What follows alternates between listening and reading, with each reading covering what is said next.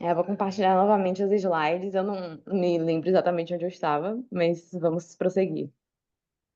Você acha que já estava no finalzinho, Regina, Sim, porque faltava 2 minutos só. isso. Você estava na Pronto. justificativa, mas se tu puder antecipar um pouquinho agora. Deixa eu só Ah, ver se eu consigo não compartilhar. era, não era a Regina, é a Tatiana, né? Eu tô, Isso. na verdade, eu estou aqui. Eu acabei entrando no celular porque eu tentei de todos os jeitos.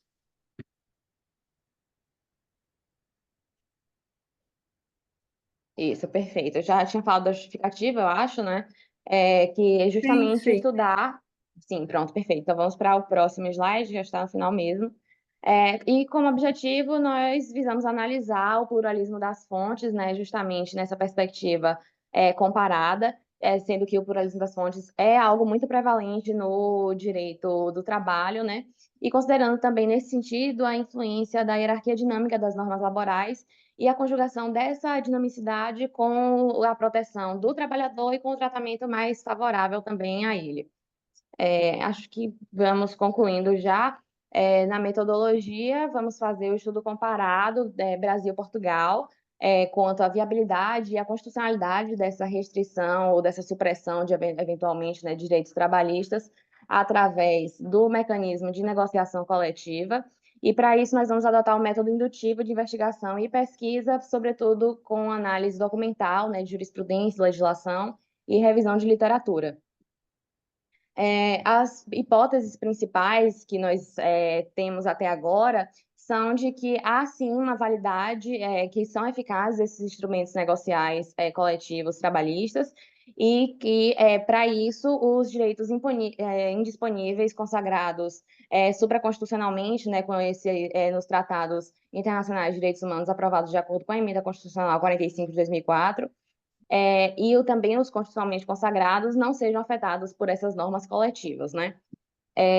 E agora, já em sede de considerações finais, nós pensamos também, mais já de forma crítica, que a validade desses instrumentos, ela tem, apesar de ter sido, de algum modo, né, atestada na Corte Constitucional Brasileira, né, no Supremo Tribunal Federal, e no Tribunal Constitucional Português, né, com a declaração da não inconstitucionalidade, é preciso que a gente destaque e investigue os potenciais riscos de vulnerabilização dos direitos humanos nas relações negociais laborais, justamente para descobrir se tem algum tipo de retrocesso social relativamente aos direitos conquistados pelos trabalhadores ao longo da história e uma desvirtuação potencial do mínimo existencial com essas negociações.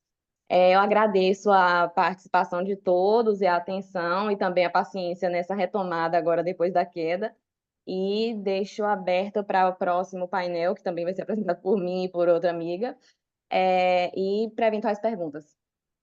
Tá bom. Eu quero agradecer então a Regina, a Tatiana e a Diana que apresentaram o tema sobre negociado legislado, né? Análise do Brasil e Portugal. E agora, então, a Regina ela vai estar no próximo trabalho, ela novamente, juntamente com a Flávia Calazans, com o Ivan Calazans, do Centro Universitário de Amado e a Universidade Federal da Bahia. Vão tratar sobre o tema da incompatibilidade constitucional do direito ao esquecimento no Brasil, no tema 786 do Supremo Tribunal Federal e suas implicações nos direitos humanos e fundamentais. 10 minutos também. Está com a palavra, Regina.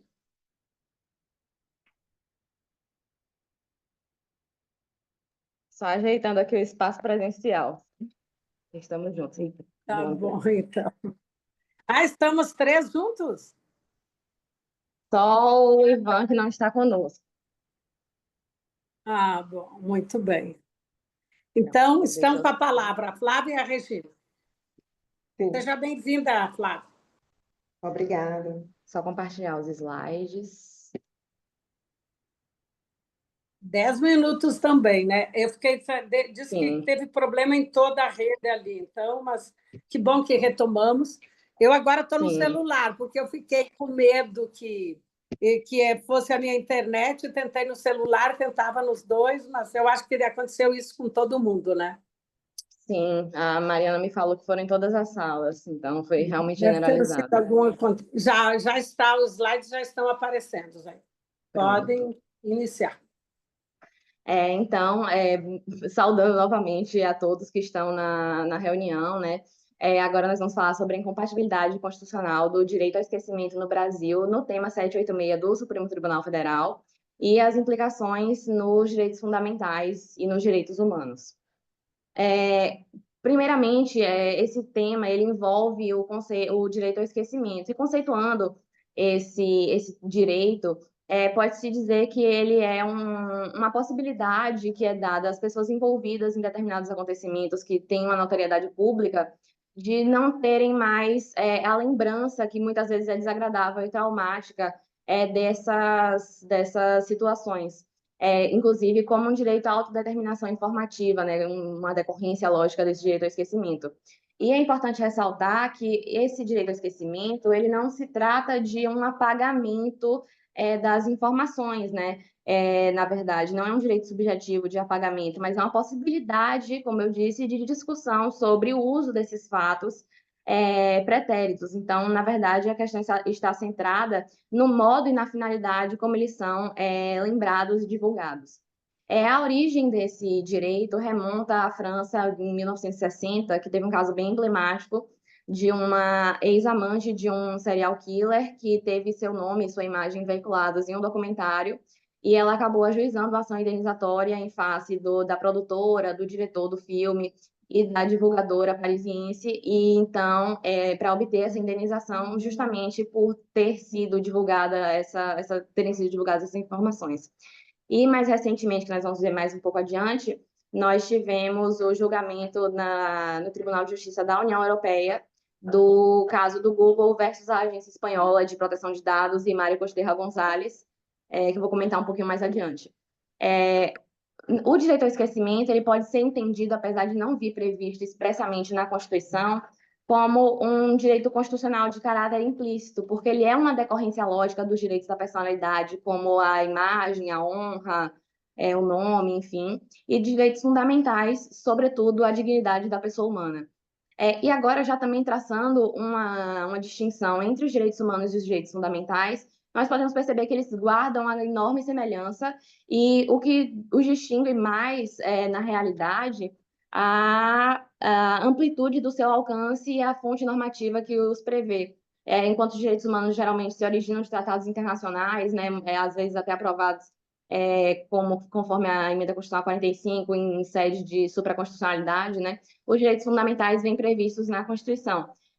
E como critérios de aplicação do direito ao esquecimento, a doutrina sugere 4 ou 5 critérios, que são os seguintes: que essa informação ela deve ser obtida de forma lícita, deve ser uma informação veiculada em uma mídia de grande circulação, né? A informação deve ser de domínio público à época da ocorrência dos fatos e que não haja um interesse atual na sua divulgação, que haja uma necessidade real de exposição dos direitos à personalidade das pessoas envolvidas naquela situação que está sendo divulgada, e, por último, a atualidade, não por último necessariamente nessa ordem, né? A atualidade e a utilidade dessa informação que está sendo divulgada, né?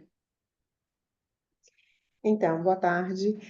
Aqui no Brasil, o STF se posicionou de forma divergente em relação ao STJ.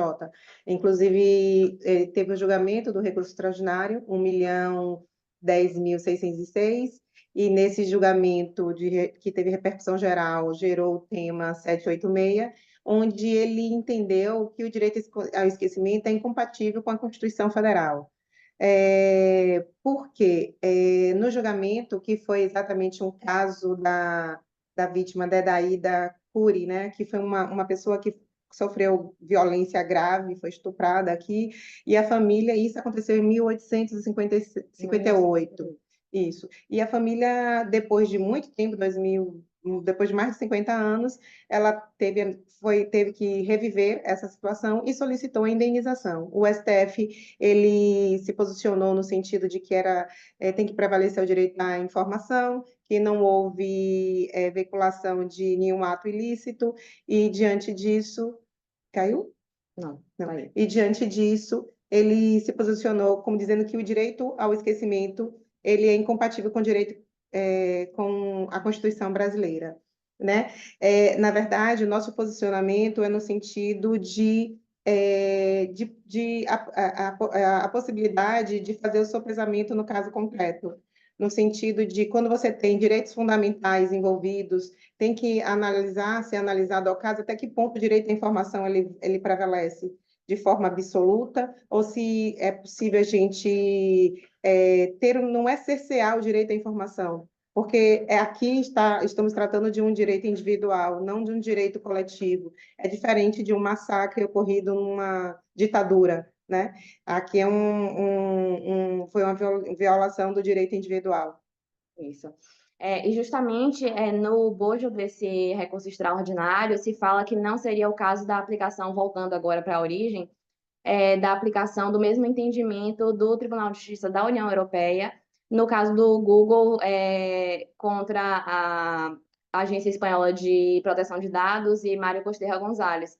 E nesse caso consistiu basicamente em que o Mário Costerra Gonzalez ele tinha uma dívida com a Fazenda Pública, né, com a Previdência Social espanhola, e que foram leiloados os bens dele, foram penhorados os bens dele, para que fosse possível saldar essa dívida, e essa dívida efetivamente foi saldada depois. E o que ele visava era a desindexação da plataforma de pesquisa, no caso o Google, das notícias que envolvessem a situação pela qual ele passou. E o grande debate nesse processo era que o direito à informação ele deveria ceder quando houvesse uma afetação desproporcional dos direitos da personalidade. Então, quando não houvesse um interesse de informação tão relevante quanto a proteção dos direitos da personalidade, né? Contudo, a crítica em relação a esse julgado é que ele considera aspectos meramente individuais, ele não considera o aspecto coletivo da necessidade de informação das pessoas e do próprio mecanismo de busca, né, que funciona apenas como uma plataforma e não como o próprio difusor de informações. Aqui nós já encerramos a apresentação e deixamos aberto o espaço para dúvidas, discussões, enfim, agradecemos a audiência de todos. Obrigada. Eu que agradeço, então, a Regina e a Flávia, e de imediato eu passo, nós vamos tentar ver se sobra no final, porque nós temos 9 apresentações, então a ideia é que todos apresentem. Eu agradeço que vocês ficaram nos minutos, peço a todos que fiquem, especialmente por conta desse pequeno problema que nós tivemos. Agora, então, muito obrigada, eu vou passar a palavra para a Gabriela Furlan, a Laura Concon e o Marcelo Torricelli, que, na verdade, são da minha universidade, da Universidade Presbiteriana Mackenzie. Eu sou professora na Universidade Presbiteriana Mackenzie, e eu vou passar a palavra. Eu vi que o título do trabalho está em inglês, eu não sei se vocês vão apresentar em inglês ou em português. Estão com a palavra. Olá, boa tarde. Meu nome é Gabriela. A gente vai apresentar em português e é um prazer estar aqui hoje para compartilhar esse trabalho com vocês. E, em conjunto com a doutora Laura e com o doutor Marcelo, vamos falar sobre a influência e a responsabilidade jurídica, o papel dos influenciadores na publicidade e no direito. Começamos com uma pergunta. Vocês já compraram algo porque o influenciador recomendou? Se a resposta for sim, vocês foram impactados pelo marketing de influência. Se não, talvez não percebam o quanto ele é poderoso. Hoje, as redes sociais, elas têm um grande impacto nas nossas escolhas de consumo, na forma como a gente se veste e até como a gente vê as coisas que acontecem no mundo. O marketing de influência, ele cresceu tanto que ele se tornou um grande modelo de negócios. Entretanto, apesar desse crescimento e com esse crescimento, surgem muitas questões jurídicas e éticas que têm que ser levadas em conta. E será que assim os influenciadores hoje que fazem o marketing digital, eles podem ser responsabilizados pelos danos que eles causam, pelos produtos e serviços que eles promovem. Aí fica a questão: a legislação brasileira, ela está pronta para lidar com essa nova realidade? Será que a gente tem leis suficientes que recobrem, que fazem essa proteção, que tem essa proteção? Então, é sobre isso que a gente vai falar hoje. A gente vai analisar como os influenciadores impactam a publicidade e os riscos jurídicos que a gente enfrenta e a necessidade de ter regras mais claras para proteger os consumidores e também para garantir a transparência nesse marketing digital. Assim, as redes sociais, elas mudaram muito, a forma como tomamos decisões de compra, assim, é inevitável hoje em dia. Antes, a gente confiava em comerciais de TV ou, por exemplo, recomendações de algum amigo sobre onde comprar, o que comprar, se o produto era bom, se não era bom. Porém, agora, a maioria das pessoas seguem esses influenciadores, que são muito fortes no marketing digital e que parecem pessoas comuns, como a gente. Parece que eles estão mais próximos da gente, do que era antigamente. E por isso, tenho muita confiança no que eles falam, no que eles trazem, no que eles indicam. E essa proximidade faz com que as opiniões tenham muito mais peso. Quando o influenciador ele apresenta um produto de forma natural, sem parecer que é um comercial, as recomendações elas parecem mais verdadeiras do que um anúncio tradicional, como era antigamente. Antigamente não, até hoje, mas que antigamente a gente só tinha na TV ou jornais, revistas, enfim. Mas essa influência, ela também tem seus riscos. Muitos influenciadores, eles não deixam claro quando eles estão sendo pagos para promover o serviço. Alguns, às vezes, colocam que isso é uma publicidade, mas muitos não. Isso pode fazer com que o público pense que a recomendação é algo pessoal, porém, na verdade, é um anúncio, é uma publicidade paga. Outro problema importante é a falta de honestidade nesse meio. Alguns influenciadores, eles promovem produtos sem antes testar ou verificá-los, se eles realmente funcionam, se eles não têm um prejuízo, não vão ter um prejuízo para quem está comprando ou utilizando desse serviço. Isso é muito perigoso quando se trata de cosméticos, por exemplo, ou então suplementos, ou ainda investimentos financeiros. E ainda, além de tudo isso, a gente ainda tem os golpes. Muitos influenciadores, eles acabam promovendo esquemas muito fraudulentos, como, por exemplo, pirâmides financeiras, os quais prejudicam milhares de seguidores que confiam na palavra deles. Sem regras claras, os consumidores ficam mais vulneráveis a esse tipo de situação.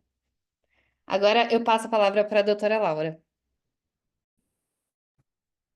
Olá, boa tarde. Deixa eu só ver se. Pronto. Bom, vamos lá. Com tudo isso que a doutora Gabi falou, a gente pode entender que o influenciador, ele acaba atuando como um agente publicitário. Então, isso significa que ele promove esse produto e ele está fazendo uma publicidade, que essa publicidade tem que seguir certas regras e certos padrões.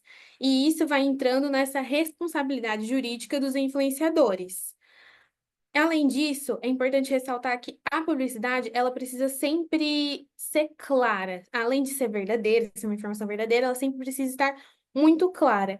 E com isso, com essa nova mudança na forma de consumo, com a questão dos influenciadores, a gente traz novos desafios regulatórios. No Brasil, a gente tem o Código de Defesa do Consumidor, que reforça essa questão da publicidade ser clara e não induzir o consumidor ao erro.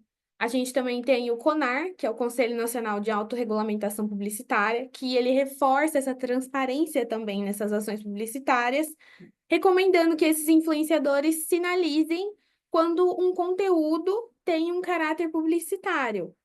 Além disso, é importante que não tem como a gente negar que o poder da influência nas redes sociais é algo que não existe hoje em dia.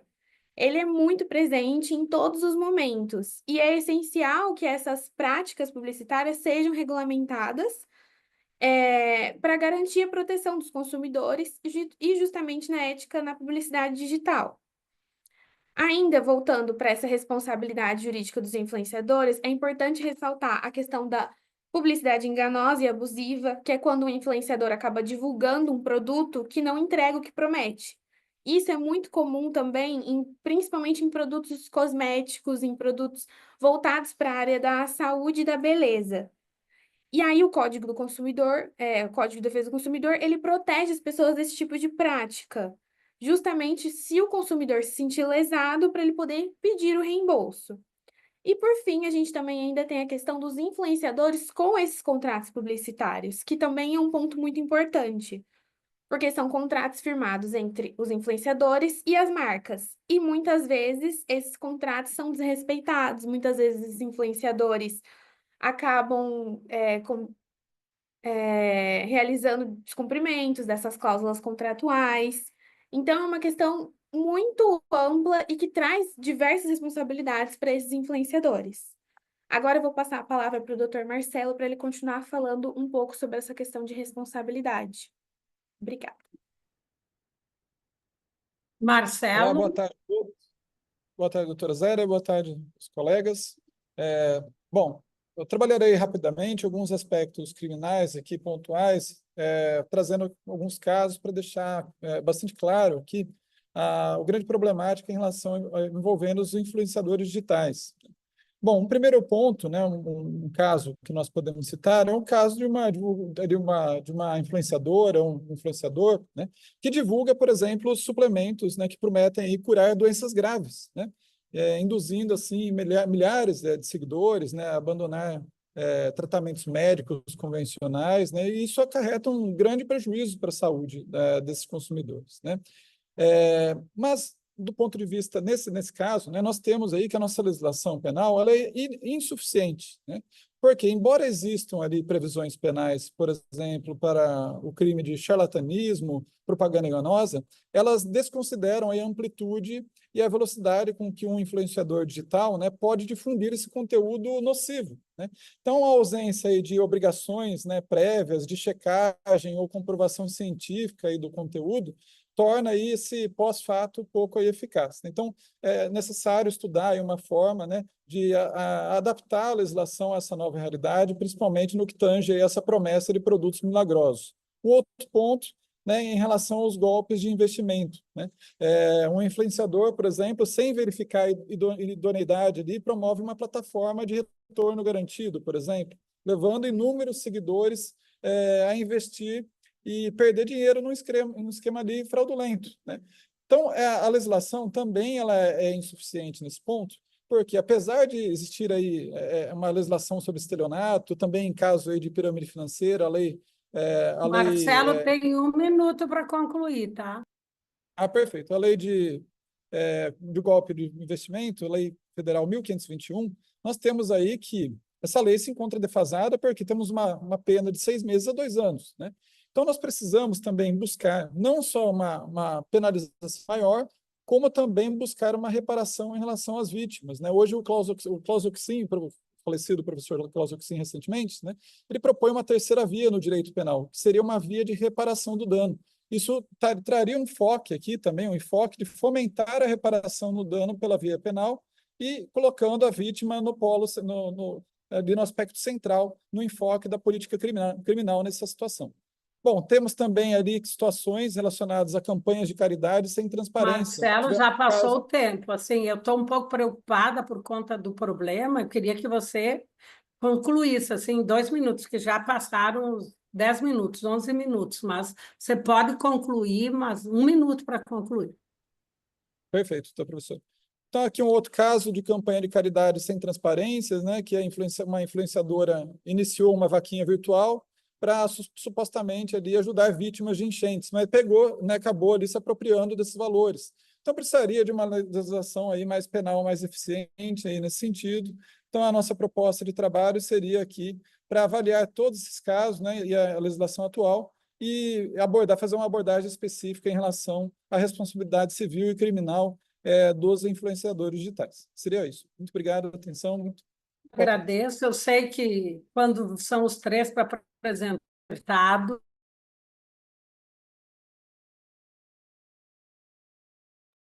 você, assim, exatamente no horário, eu vou cobrar a devolução da palavra para que todos possam apresentar a oportunidade de ler os trabalhos, né? Então, eu agradeço, então, aqui a Gabriela, a Laura e o Marcelo, todos aqui da Universidade Presbiteriana Mackenzie.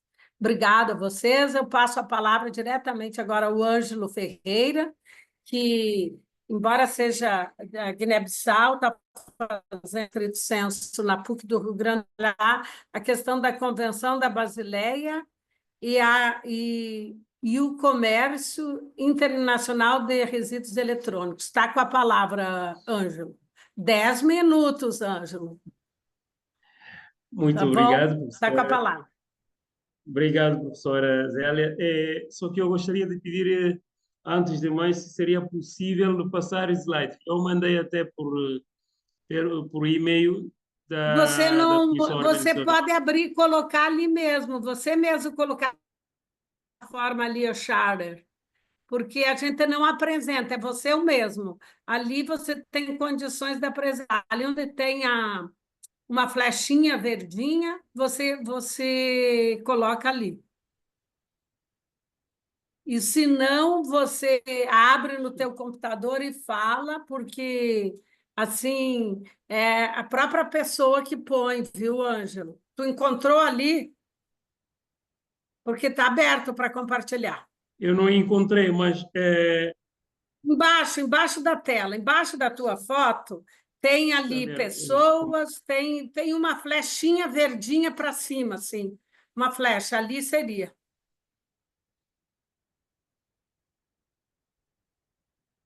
Se não encontrou, é uma flash. É uma flash que tem que compartilhar, em inglês está sharing. Aí é embaixo, na parte de baixo. Mas, Ângelo, apresenta, fala, abre no teu computador e bem, apresenta. é melhor eu apresentar assim, depois eu compartilho com os restantes colegas, para não perder o tempo. Bom, boa tarde a todos. Sou Ângelo Antônio Freire, natural da Guiné-Bissau. Nesse preciso momento em que eu estou a falar, estou em Bissau. Espero que a internet consiga colaborar comigo. Bom, antes de mais, nesses primeiros momentos iniciais, eu gostaria de agradecer também por estar aqui e ter a oportunidade de partilhar a minha pesquisa convosco. Bem, o tema da minha pesquisa tem a ver com um artigo que eu já escrevi, ainda está em construção, não é? Sobre a Convenção de Basileia e o comércio internacional de resíduo eletrónico e também de resíduos da indústria têxtil, não é?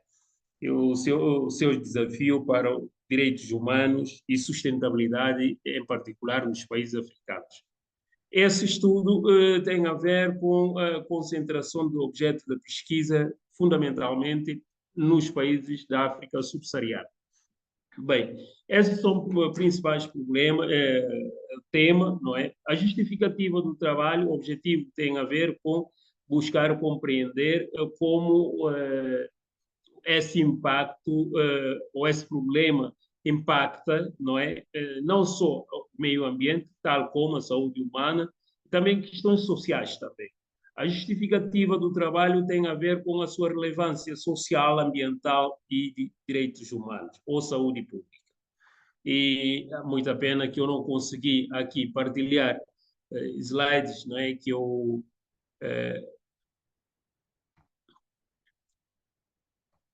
mas, no entanto, o trabalho tem a ver com esses principais problemas que eu elenquei no início. Não sei se conseguem ver. Eu consegui partilhar, mas espero que consigam ver aqui. Conseguiu partilhar. Perfeito. Mas eu registro que agora Perfeito. você só tem 7 Perfeito. minutos, né? Tá bom? Perfeito. Então, são trabalhos, é um trabalho que envolve a pesquisa dos países da África Ocidental né? Em particular Guiné-Bissau, Gana e Senegal. Também envolve também outros países dos PALOP, que envolve a minha pesquisa sobre direito do consumidor. Portanto, nesse sentido, a minha ideia tem a ver com a questão de dois grandes problemas. A questão, como eu referi, sobre resíduo eletrônico, o comércio internacional e o seu impacto de resíduo eletrônico nesses países, tanto o impacto ambiental como na saúde humana. E, por outro lado, também tem a ver com a questão do impacto da indústria têxtil, não é? Ou aquilo que nós podemos dizer de o comércio de roupas usadas, não é? Ou seja, como se chama no Brasil, brechós, não é? São grandes problemas candentes ou grandes desafios no que se refere a questões do impacto ambiental, tal como a saúde humana para os países africanos. Lembrando que os países africanos têm grandes eventos internacionais que marcaram juridicamente, no ordenamento jurídico dos países africanos, a questão de legislações ambientais. Tem a ver com o evento que ocorreu no Rio de Janeiro em 1992. Por que é isso? Porque outros eventos ainda, alguns países africanos ainda estavam sob anexação ou sob a tutela dos países europeus, mas esse evento do Rio de Janeiro, de 1992, já se via a abertura desses países africanos para o regime democrático e multipartidarismo. A partir desse momento, começou-se a discutir juridicamente as questões ambientais. Mas, no entanto, ainda se mostra grandes problemas candentes. E também não podemos esquecer que estamos a falar de questão de diferença entre os países do Norte e o Sul. Aqui, para ilustrar, exemplo, para ilustrar, um dos navios em que houve provocou grandes acidentes com grandes toneladas de resíduos tóxicos, não é?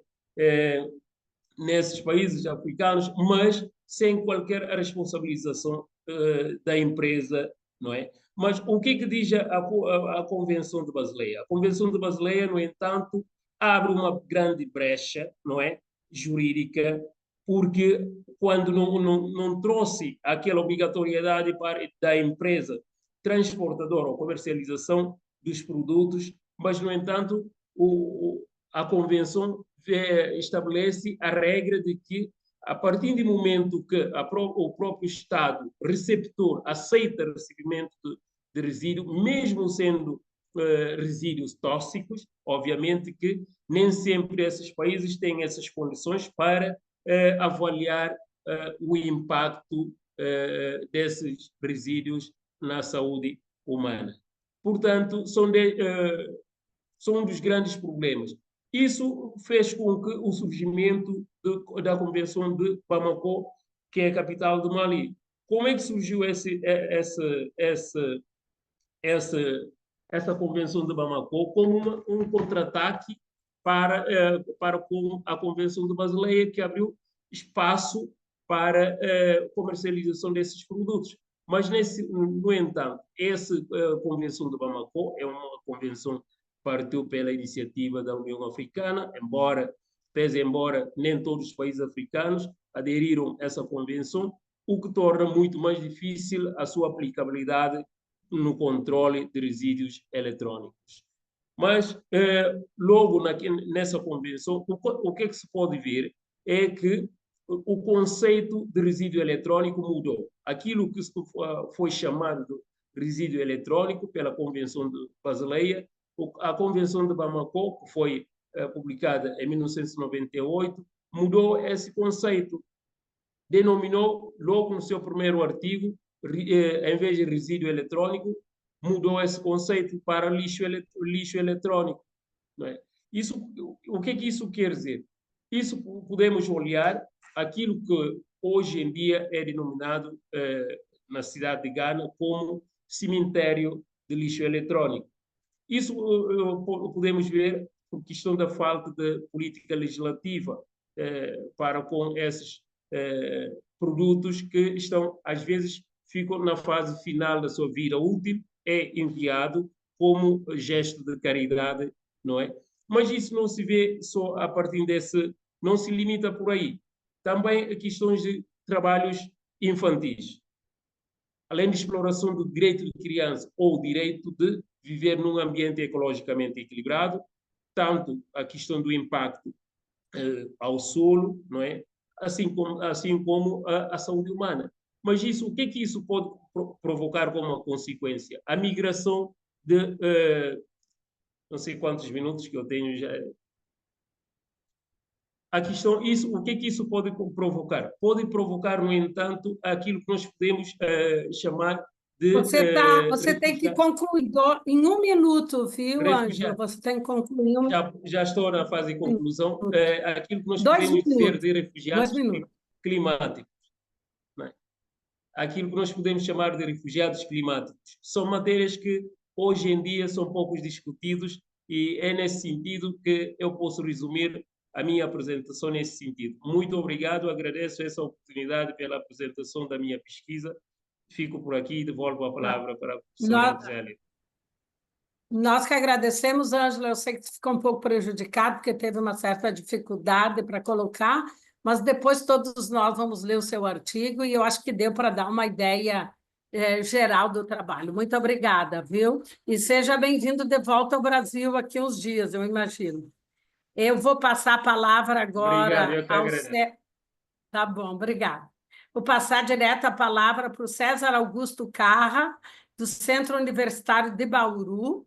Ele vai falar sobre a legitimidade do crime de ato obsceno e a modernidade líquida. Está com a palavra, César.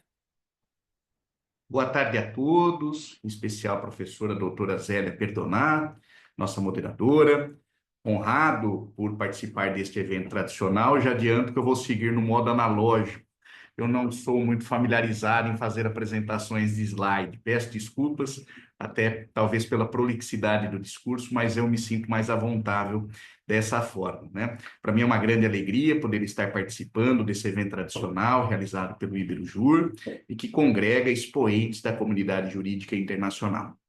Iniciando a minha fala, eu gostaria de propor uma reflexão sobre um tema relevante, atual, na experiência jurídica, notadamente a brasileira, qual seja a legitimidade ou ilegitimidade do crime de ato obsceno no contexto da modernidade líquida.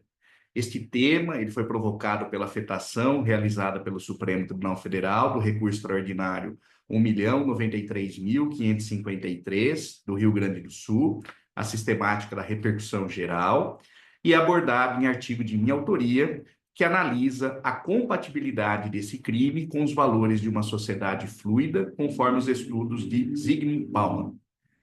Nós partimos de um contexto histórico, onde nós apresentamos que o crime de ato obsceno, que atualmente é tipificado no artigo 233 do Código Penal, ele foi decretado em 1940, durante a Era Vargas.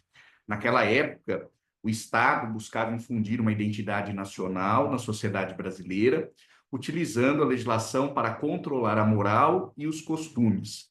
No entanto, a sociedade brasileira passou por profundas transformações desde então, e os valores que sustentavam essa criminalização não mais ressoam na contemporaneidade. Então, fazendo um contraponto com a modernidade líquida, em meu artigo nós explicamos que Zygmunt Bauman descreve a modernidade líquida como um período de forte desregulamentação e fragilidade dos laços humanos, onde a individualização é constante. Em uma sociedade pluralista e multicultural, a exemplo da brasileira, que no preâmbulo da sua Constituição, de 5 de outubro de 1988, reconhece uma sociedade plural, na verdade, pretende fundar uma sociedade plural, não há um padrão médio de conduta que permita definir o que é obsceno ou contrário ao pudor público. A modernidade líquida desafia a legitimidade da criminalização do ato obsceno, pois os valores morais são fluidos e mutáveis. Abordamos também a questão da constitucionalidade, que está sendo discutida pelo Supremo Tribunal Federal nesse recurso extraordinário, e, eventualmente, a recepção. O artigo, então, discute a constitucionalidade do crime de ato obsceno, considerando que foi tipificado antes da Constituição de 1988.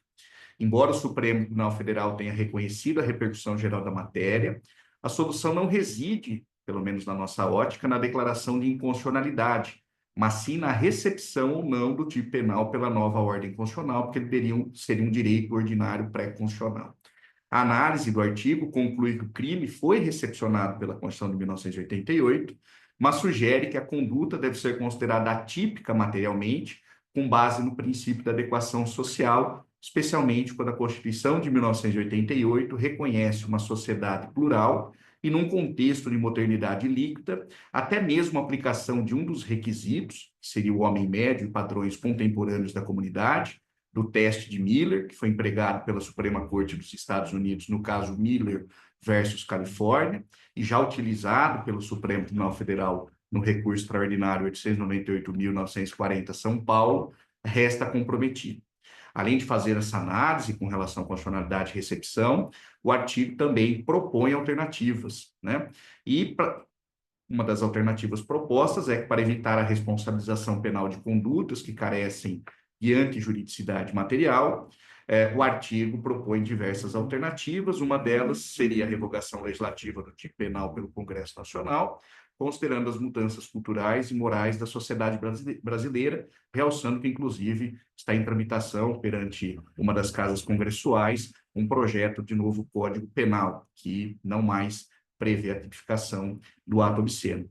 A outra alternativa é reconhecer a ausência de antijuridicidade material com base na adequação social da conduta, e conclui que a criminalização da moral não se sustenta na sociedade pós-moderna, que valoriza a liberdade de expressão e a pluralidade cultural. A tipificação do ato obsceno não atende ao requisito da precisão, conforme o princípio da taxatividade, isso é um ponto. Porém, a relevância da criminalização deve ser questionada considerando as transformações morais, éticas e culturais da sociedade brasileira, para nós está na pós-modernidade. A solução, então, segundo a nossa perspectiva, não está na validade da norma, né? Não estaria no plano da validade, mas sim na estrutura do crime e sua eficácia social. Por isso que o artigo propõe uma reflexão sobre a adequação social da conduta e fomenta a busca de alternativas que tornem a legislação penal brasileira, principalmente na questão da polícia dos costumes, uma legislação mais justa e racional. Então, basicamente, essa ideia que eu gostaria de estar compartilhando com todos, e fico à disposição para eventuais dúvidas, questionamentos. César, muito obrigada pela apresentação bastante sintética, está contribuindo ali com o problema que tivemos. Eu não sabia que vocês têm mestrado, então, na IT e no centro de vocês, nas duas têm estrito sensu? Isso, nas duas, tanto mestrado quanto doutorado. Ai, que bom, que bom, que bom. Eu sou professora do Mackenzie aqui em São Paulo, e aí eu acho, eu estive algumas vezes em Bauru, mas eu acho que à época, eu não recordo se o centro tinha, fico feliz com isso, porque aí interioriza mais ainda, né? Eu acredito que, quando eu estava no mestrado, estava na segunda turma do doutorado. Então, eu acredito que o reconhecimento do doutorado deve ter sido feito aí por volta do ano de 2015. Eu acredito. Não, então é por isso mesmo. Então, tá, muito obrigada pela síntese. Eu vou de imediato passar a palavra para o Marco Jobim e a Micaela Riela, que são da PUC do Rio Grande do Sul, e vão tratar sobre a sustentabilidade e os litígios ambientais, uma via processual de mão dupla. Micaela, é só você que vai apresentar ou o professor Jobim também vai apresentar? Hoje eu vou tocar a apresentação. Muito obrigada, professora. Professora, já- posso só, desculpa, fazer uma intervenção? É que o meu painel tá colocado como sendo esse.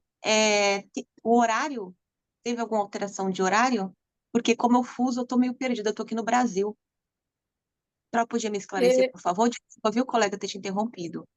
E Aqui, como você chama Patrícia? Patrícia, aqui você não está. Enquanto ela fala, eu vou tentar descobrir em qual painel que você está, tá? Porque eu estou vendo aqui que nesse horário, eu vou ver aqui, ó, por exemplo, eu vi no outro painel da outra não tinha. Ó, o meu Patrícia, consta com painel 10. painel 10. Ah, esse Fala aqui. daqui é o painel. Não, é o Se não me engano, 7. esse é o 7, Vamos ver o professora 10 aqui. Cristi. Então, erraram o link aqui É, para o mim. nosso é o Então, 7, sim. Aí, e o é 8. Mas não, deixa eu ver uma coisa aqui. Ai, Deve professora, ser o Mas é próximo, no nesse próximo horário. Só horário. você está com o. É você. Não, é no próximo horário? tem Ah, é outro no próximo horário horário, sim. Está um pouco atrasado. nessa sala? Tá, não, é Ah, porque tá está um pouco atrasado. atrasado. É na Você sala aguarda aí. C20, só que é Tá bom. 5h30 o seu Não horário. não é que está atrasado. Começaria 1h30 no Brasil. Também estou no Brasil, Patrícia. O teu Ah, começaria tá. 1h30. Como deu um problema, então provavelmente você vai ser nessa sala mesmo mais tarde, tá bom? Sem problema, professora. Desculpa, viu, colega? Pode Ter continuar interrompido. acompanhando os trabalhos, Patrícia, tá bom? Tá com a palavra, Micaela. Muito obrigada, professora.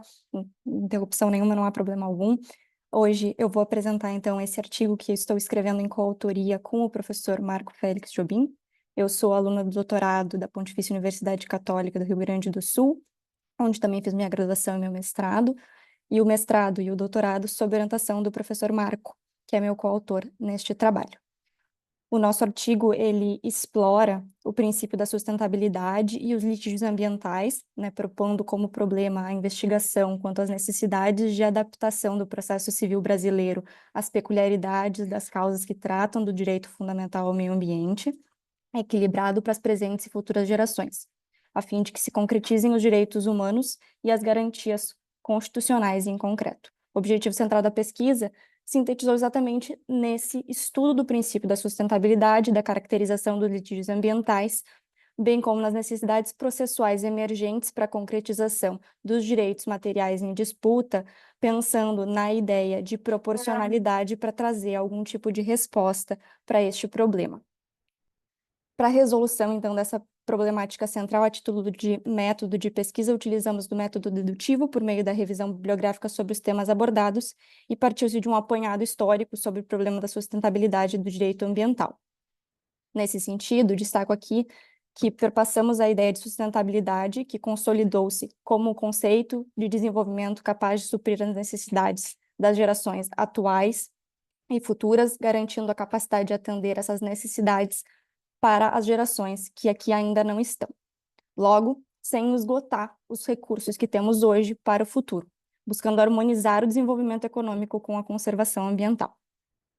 A evolução desse debate, como é de conhecimento de muitos, concedeu ao conceito de sustentabilidade a devida força de princípio fundamental, definindo como determinação ético-jurídica de eficácia direta e imediata, que reconhece as gerações que ainda não nasceram como titulares de direitos, que impõe a percepção de inter-relação e interdependência de todos os seres e que exige o sopesamento de benefícios, de custos diretos e de oportunidades preteritamente a qualquer empreendimento. A ideia de sustentabilidade e desenvolvimento sustentável, ela surge com maior concretude no ordenamento jurídico brasileiro a partir do reconhecimento do direito das futuras gerações, no que tange ao direito ao meio ambiente equilibrado no nosso artigo 225 da Constituição Federal. E com esse reconhecimento, não demorou muito para que tivéssemos e nos deparássemos com diversos litígios ambientais, que cada vez mais crescem em quantidade e proporção perante o Poder Judiciário brasileiro, que não necessariamente está preparado para lidar com esse problema que é tão gritante na nossa sociedade. Os litígios ambientais, porque regidos pelo direito ambiental, são voltados ao meio ambiente e à reparação dos danos ambientais, e são, portanto, intrinsecamente complexos, interdisciplinares e policêntricos, porquanto eles envolvem uma multiplicidade de elementos e interesses concorrentes a serem analisados e considerados no contexto do litígio, não se adequando a uma lógica binária e às consequências da interação do meio com possíveis soluções também não são previsíveis, que normalmente são pressupostos do nosso processo civil tradicional. Razão pela qual o nosso processo civil se demonstra, muitas vezes, insuficiente para lidar com esses casos.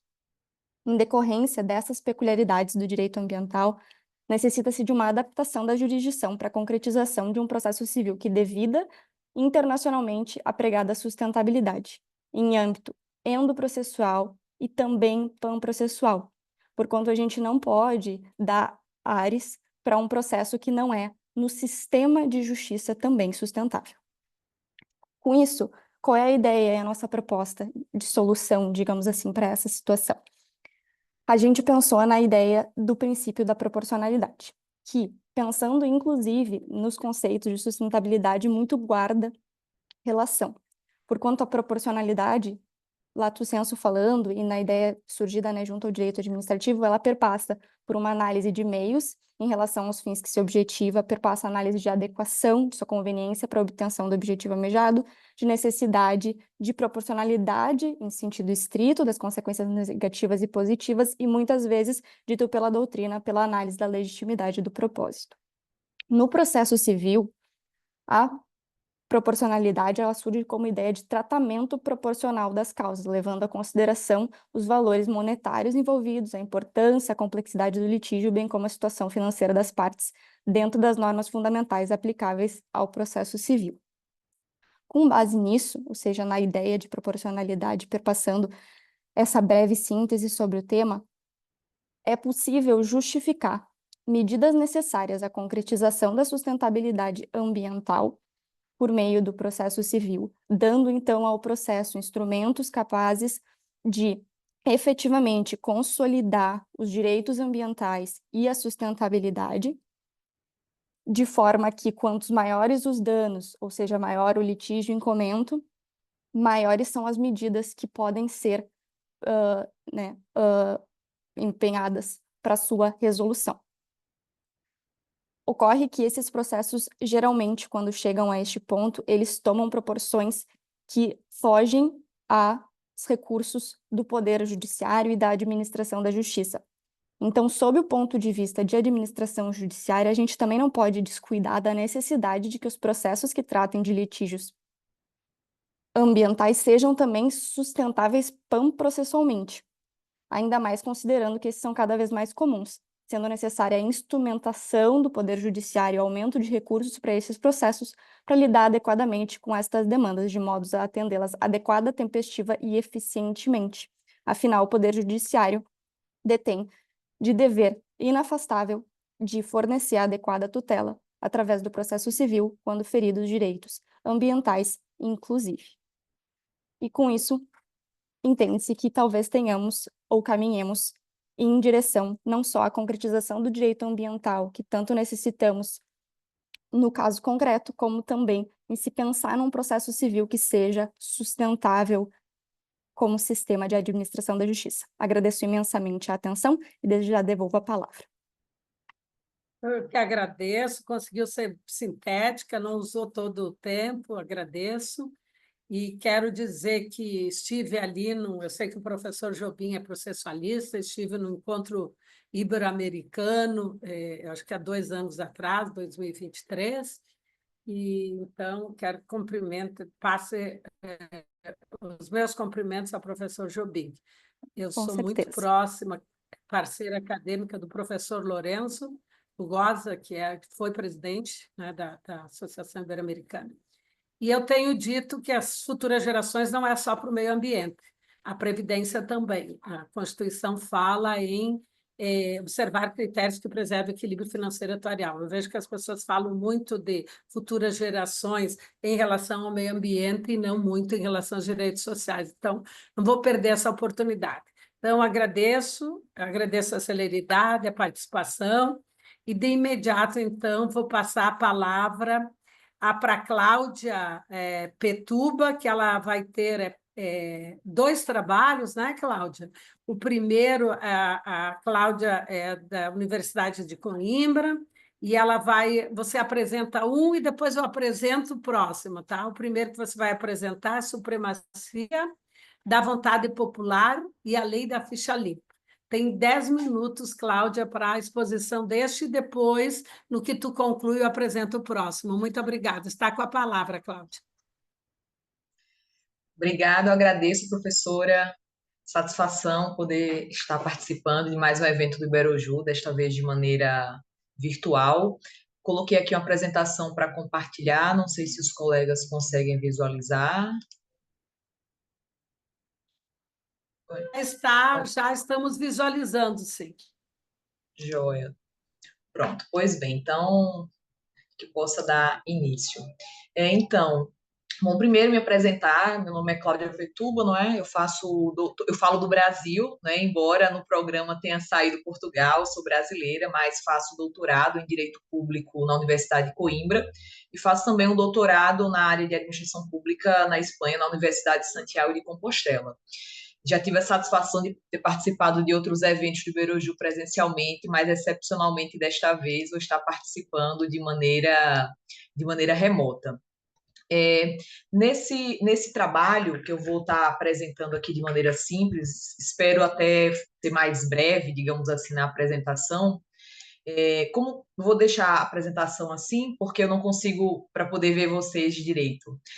Eu fiz a apresentação simples, bem rapidamente. Se os últimos colegas, né, a Micaela e o Dr. César, se eu não me engano, tivessem apresentado primeiro, eu talvez até tivesse apresentado também sem apresentação, mas eu fiquei constrangida dos primeiros estarem apresentando o PowerPoint, então, enquanto eles falavam rapidamente aqui, recorri ao Canva para fazer uma apresentação só de maneira objetiva para estar ajudando a pontuar. Mas, bem, falando sobre este trabalho, né? Esse trabalho, a ideia está falando sobre a relação entre o princípio da supremacia da vontade popular e a Lei da Ficha Limpa, que é popularmente conhecida desta forma, mas se trata da Lei Complementar número 135 de 2010, e a ideia está analisando o impacto dessa lei no Estado Democrático de Direito.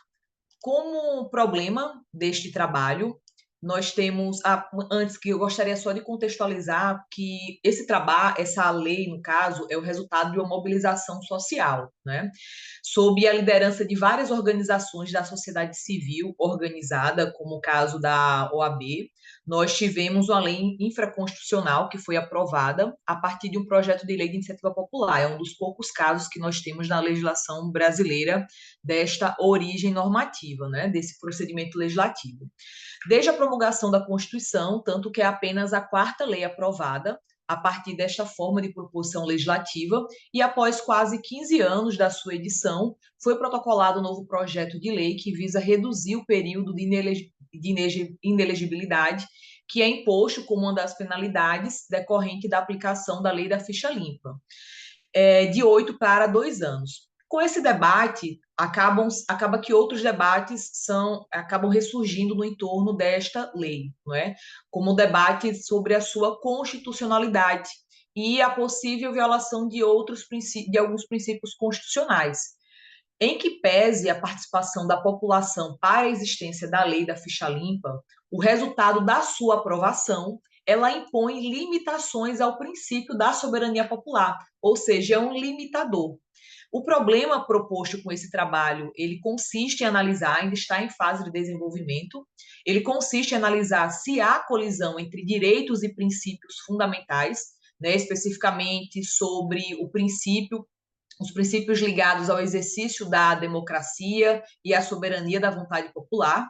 O objetivo da investigação é compreender se há colisão de normas jurídicas de natureza constitucional, no caso, detectar quais são os possíveis pontos de colisão e quais devem prevalecer a partir da aplicação da técnica do sopesamento. A metodologia utilizada nesta pesquisa será da pesquisa bibliográfica e documental, numa abordagem quantitativa, básica. No campo teórico, a ideia é partir das contribuições de Alexis de Work, e no viés documental fazer uma análise cuidadosa da Constituição brasileira, da lei da Ficha Limpa, bem como também da Constituição portuguesa, que a ideia é fazer uma análise, um paralelo. Preliminarmente, na perspectiva do tratamento, né, democrático, da visão do viés democrático. Preliminarmente, embora a princípio, no início da investigação, a gente trabalha com hipóteses, não é? Nós temos que avançar aqui o slide. Embora é uma fase inicial, não é possível termos conclusões definitivas, mas até por orientação do regramento aqui do Congresso, é necessário que nós possamos apresentar algumas conclusões preliminares. E preliminarmente é possível concluir, né, algumas conclusões parciais, que existe alguns doutrinadores não compreendem essa diferença, mas alguns outros, sim, a ideia é explorar essa diferença que existe um debate teórico, né, na doutrina, de que é possível constatar parcialmente que um Estado democrático de direito, que é a escolha do legislador constituinte brasileiro, é diferente do Estado de direito democrático, que é a opção do legislador constituinte português. Para alguns, não traria nenhum tipo de diferença a ordem da forma como o Estado é estruturado, no caso brasileiro. Primeiro, nós temos o Estado democrático de direito, e em Portugal nós temos o Estado de direito democrático. Para alguns doutrinadores não há, mas alguns compreendem que há uma diferença, inclusive no que coloca a hierarquia destes valores para o caso de sopesamento.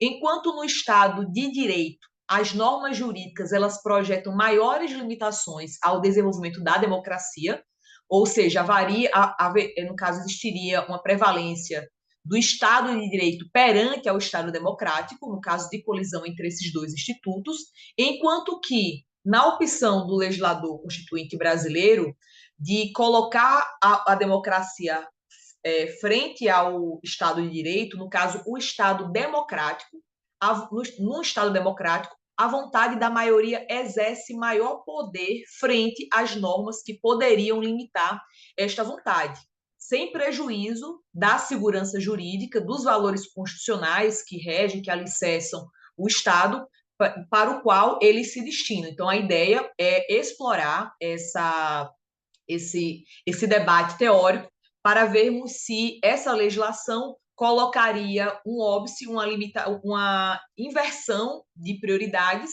quando se poderia ter uma valorização maior do Estado democrático, ao invés de legislações que venham a estar, de certa forma, limitando a supremacia, a soberania da vontade popular.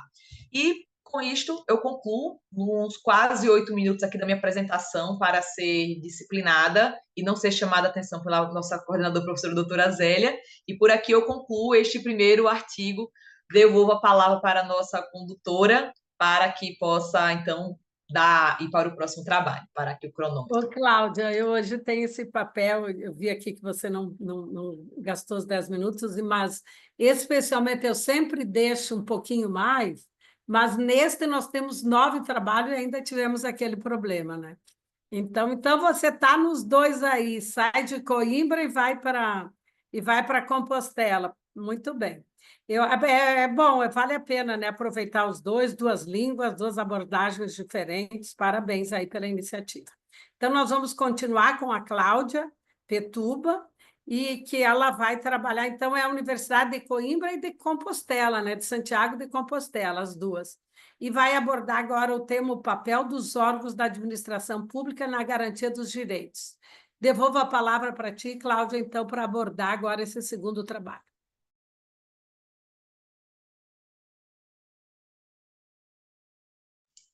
Pronto. Bom, de Tá, volta, já então. está. Ok, pronto, ok. Reativar aqui o cronômetro, então. Bom, a ideia neste segundo trabalho primeiro título, né, como foi bem dito, é o papel dos órgãos de administração pública na garantia do direito público, dos direitos humanos.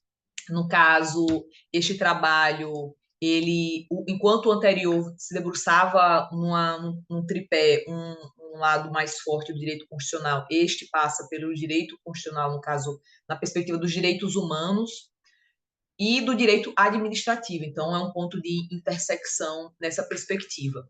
Esse trabalho, a ideia é estar falando sobre o papel que os órgãos de administração pública, quando eu falo órgãos, eu falo especificamente sobre os órgãos da administração pública direta, né, o papel que eles podem estar exercendo. Nós sabemos bem que os direitos humanos, eles carecem de organismos internacionais e de estrutura administrativa dentro dos seus próprios estados, né? Nós não apenas a existência num plano internacional de direitos não é suficiente para que esses direitos venham a ganhar materialidade dentro do ordenamento jurídico pátrio dos Estados-membros que são signatários dessas organizações.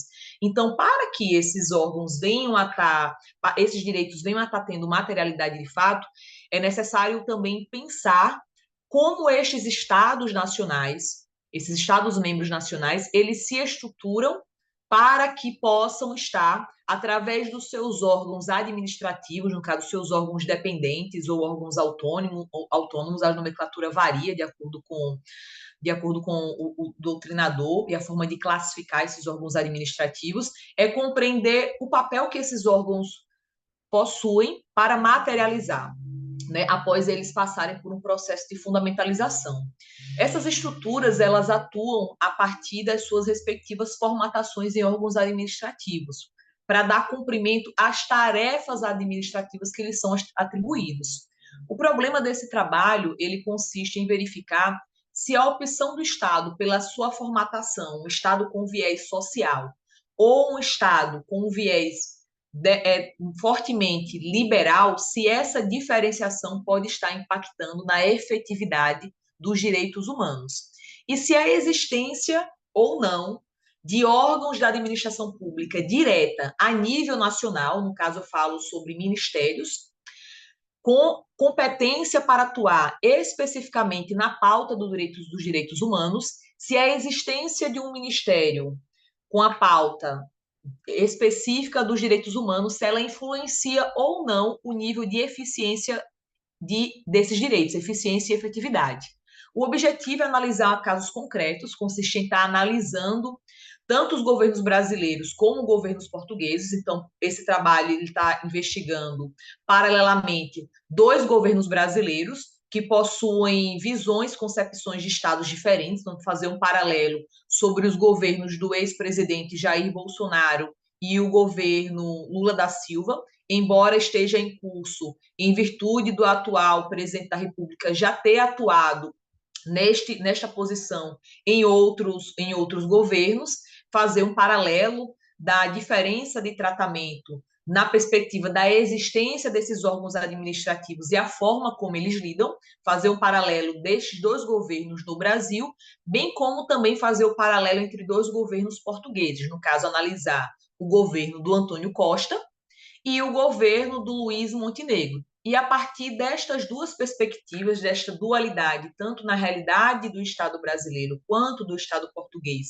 em ambos analisando 2 governos, verificar, a partir desta perspectiva, direitos humanos e constitucional administrativa, né? A metodologia utilizada é da pesquisa bibliográfica e documental, principalmente a documental, analisar qual o papel que os programas relacionados a esta área têm nos respectivos PPAs, né, no planejamento plurianual e na forma de atuação desses órgãos de administração direta. Parcialmente, é possível se extrair algumas conclusões preliminares, no sentido de que a articulação dos poderes administrativos conferidos ao chefe do poder executivo de possuir ou não órgão da administração pública direta, de forma que esse órgão tenha autonomia política, autonomia administrativa e autonomia financeira, porque existe a diferença também de alguns órgãos em que existe um órgão para cumprir um dado papel político, como se fosse um compromisso governamental, mas que ele serve mais para articular ações que para efetivamente executar de forma mais concreta políticas públicas. Então, que além de existir, verificar o nível de autonomia, no caso, se para além da autonomia política, se há autonomia administrativa e a autonomia financeira, se são órgãos de mera articulação ou se são órgãos que, além de atuarem com o papel de articulação, são também órgãos que realizam a execução de políticas públicas, para que possam atuar na garantia e na materialização dos direitos humanos. Eles possuem na sua própria estrutura, caso não existam, né, verifica-se que, e caso não tenha essa autonomia nessas três vertentes, verifica-se que a inexistência desses órgãos ou a falta de autonomia nestas perspectivas, o Estado ele encontra na sua própria estrutura administrativa óbices para a garantia destes direitos, né, nomeadamente os direitos humanos, em que pese o poder discricionário conferido ao chefe do executivo, no caso, o poder discricionário conferido ao presidente da República de definir quais órgãos serão estruturados ou não dentro do primeiro escalão do governo, em que pese esse poder discricionário, né? Nós temos, para além dessa visão formal, a compreensão de que os direitos humanos eles necessitam de aparato administrativo para que possam ser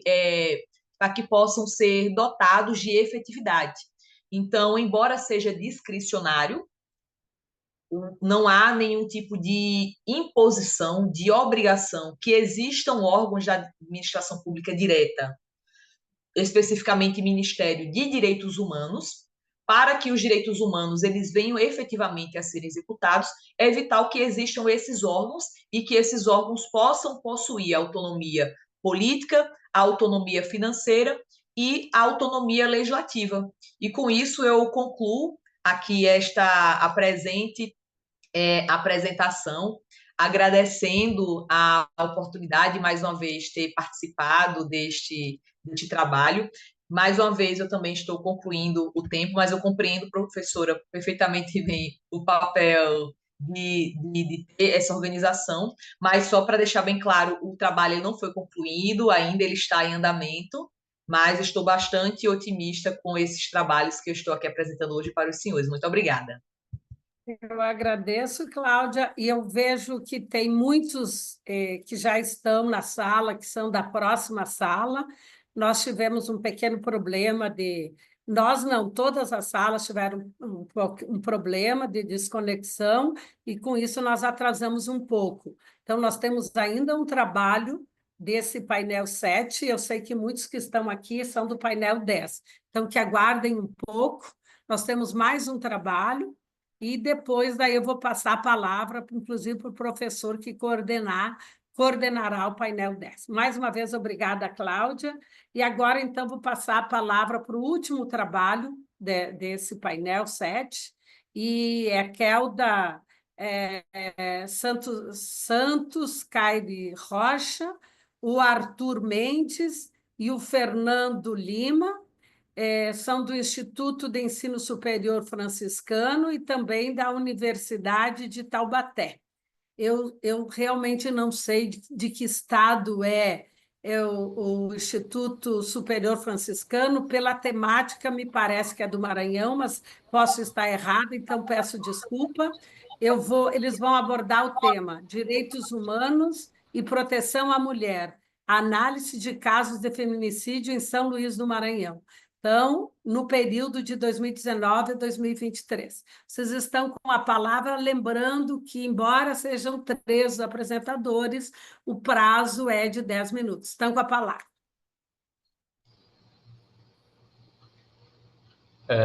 Boa tarde a todos. Meu nome é Arthur Augusto Berlier Mendes. Eu vou iniciar a apresentação, ela vai ser feita por mim e pelo Fernando Renato. A professora Kelda foi a que nos orientou nessa condução desse trabalho, e eu vou compartilhar a tela. Vejo que a professora está presente.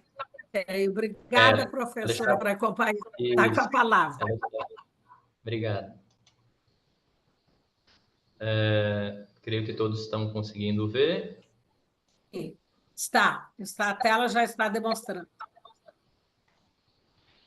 Certo, o nosso trabalho Direitos Humanos e Proteção à Mulher, análise de casos de feminicídios em São Luís do Maranhão no período de 2019 a 2023, né? Nós somos que agora recentemente virou Centro Universitário de Ensino Superior Franciscano, é uma faculdade que fica em Paço do Lumiar, no Maranhão, e na região metropolitana de São Luís, capital do Maranhão. Os autores Aquelda, Sofia da Santos Caires Rocha, Arthur Augusto Berli Mendes, Fernando Renato Corvelo Lima. O nosso trabalho, ele teve o objetivo de identificar os dados sobre feminicídio em São Luís, capital do Maranhão, no período de 2019 a 2023, sendo que o marco temporal abrangente foi o período pandêmico da Covid-19 e visto seus impactos quanto à proteção dos direitos humanos das mulheres como grupo vulnerável. Nossa metodologia teve a pesquisa de caráter qualitativa, sendo que foi a primeira das metodologias a revisão de literatura acerca do que se trata o feminicídio. A segunda foi pesquisa documental, no qual foram analisados dados sobre os feminicídios e feitos recortes para a cidade de São Luís, no Maranhão, assim como foram colhidos dados em documentos de artigos científicos e do governo do estado do Maranhão, analisados os índices um ano antes da pandemia, durante e um ano após o seu fim, no intervalo de 5 anos, de 2019 a 2023. Agora o colega já vai continuar. Está com a palavra, então. Primeiramente, agradecer a oportunidade de estar reunindo aqui com os colegas do âmbito jurídico e já pedir desculpa porque eu não consegui ativar a câmera. Mas, diante desse contexto do nosso tema, dando início a essa apresentação, é visível que o direito fundamental violado, né, em questão que a gente adotou, é o direito à vida, especificamente à mulher. Então, para a gente chegar no nosso resultado, que foi analisar esses casos em 2019, 2020, 2021, 2022 e 2023, ou seja, como eixo central a pandemia, antes, durante e após a pandemia, nós percorremos um caminho. E nesse caminho, traçamos vários pontos. O primeiro ponto é entender a origem do termo feminicídio e como se dá a sua qualificação na sociedade. Para isso, a gente trouxe a figura do patriarcado, que é aquele chefe de família, aquela autoridade que ele impõe sua vontade, ele não reconhece nenhuma outra vontade acima da sua. Ou seja, um soberano. E isso quando pensamos não só no feminicídio, mas como violência contra a mulher em geral. Para isso, a gente parafraseou Cavalcante, em que ele dá um sentido de que a diferença entre homens e mulheres sempre foi um contraponto para o desenvolvimento social de forma igualitária e justa. Para que haja igualdade, é necessário entendimento e respeito. Outro ponto também que traçamos para alcançar o nosso resultado foi a aplicação da Lei Maria da Penha, Lei 11.340/2006, e a Lei 13.104/2015, como instrumentos em caso de inviolabilidade à mulher.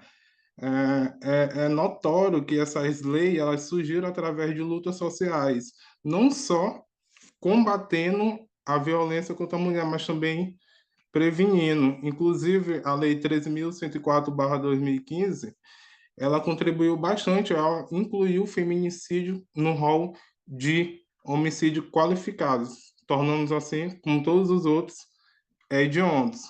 Então, a gente percebe essa contribuição na sociedade para também alcançar uma paridade entre os gêneros. Mas, para a gente chegar nesse resultado, é importante a gente entender o crime de feminicídio. O crime de feminicídio, ele é matar uma mulher em razão de sua condição feminina e mediante violência doméstica ou familiar. Para entendermos essa violência doméstica ou familiar, nos termos da Lei Maria da Penha, 11.340/2006, essa violência doméstica ela ocorre tanto na unidade doméstica, que seria aquele que tem um convívio permanente entre os indivíduos, no ambiente familiar, que seria aqueles que formam a sociedade, um convívio de aparentados, ou em qualquer relação íntima de afeto, independente de coabitação. Para ratificar esse pensamento,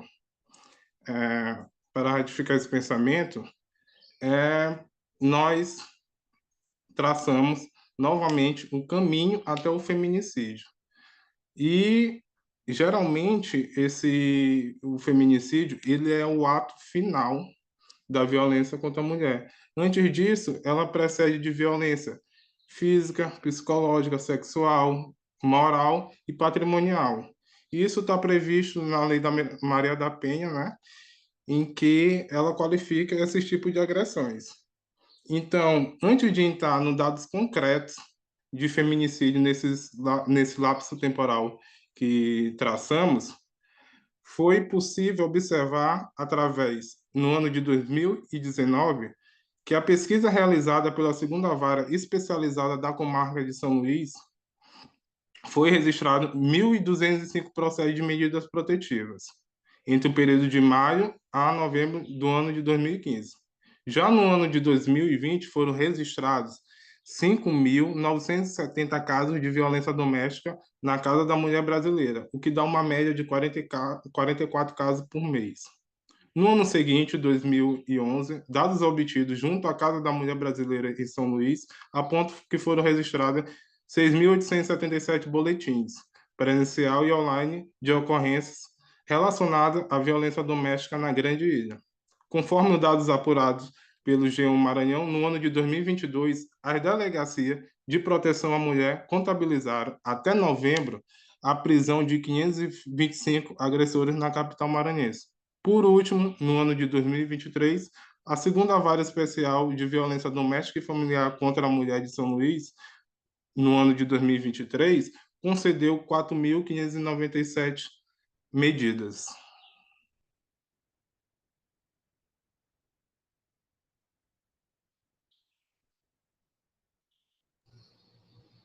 Quero registrar que os 10 minutos é para vocês dois, tá? Isso, retomando, é porque, como eu estava fazendo a apresentação e a gente não está no mesmo ambiente físico, eu tive que retomar e eu tive que voltar aqui para ativar meu som.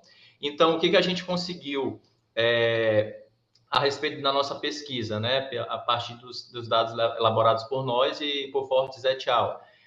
No ano de 2019, tivemos 40 feminicídios em São Luís. Já no primeiro ano da pandemia, já tivemos um aumento considerável, levando para 57 casos de feminicídio, 2021, 61, e ainda praticamente no último ano da pandemia, 69 casos de feminicídio na cidade de São Luís, capital do Maranhão. Quando nós vamos para 2023, já conseguimos ver uma diminuição de 27,5% dessa situação de feminicídio, ou seja, depois do período da pandemia, já tivemos uma queda drástica dos casos de feminicídio, e isso se leva em conta porque as atividades voltaram ao normal, então, normalmente, os agressores, né, os homicidas das mulheres, eles acabaram tirando desse convívio que tinham todos os dias. Nas nossas considerações, a gente, além de ver que é extremamente necessário que medidas educativas sejam aplicadas desde as crianças nas escolas, criando uma cultura de respeito e valorização que toda mulher precisa e necessita por serem seres humanos ímpares e essenciais no desenvolvimento da humanidade. E para a gente finalizar, para não se estender, porque o horário já está acabando, a gente deixa essa mensagem que toda mulher tem o direito de viver sem medo, pois o silêncio protege o agressor e a denúncia protege a vítima. A violência não é culpa da vítima, nunca. Então, a gente agradece a possibilidade de ter apresentado o nosso trabalho. Ele é um pouco extenso, mas nós, mais uma vez, agradecemos a participação neste evento primordial. Obrigado.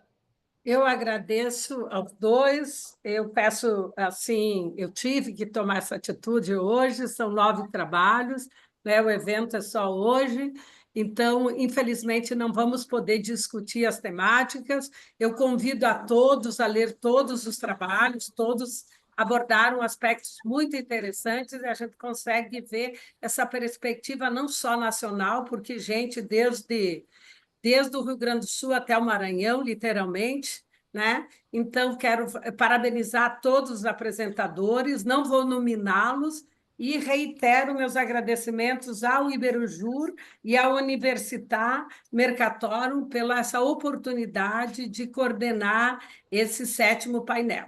Então, Então, eu imagino que os professores que vão moderar o próximo já estão na plataforma. E, novamente agradecendo, eu passo a palavra a eles. Muito obrigada a todos, parabéns a todos. E vocês já têm o prazo para encaminhar a versão final do artigo para que seja publicado, e tenho certeza que toda a comunidade acadêmica vai ganhar muito com esses belíssimos trabalhos que foram apresentados aqui. Agradeço a compreensão de todos por eu ter policiado o horário ali, e devolvo, então, a palavra aos coordenadores do Iberujur.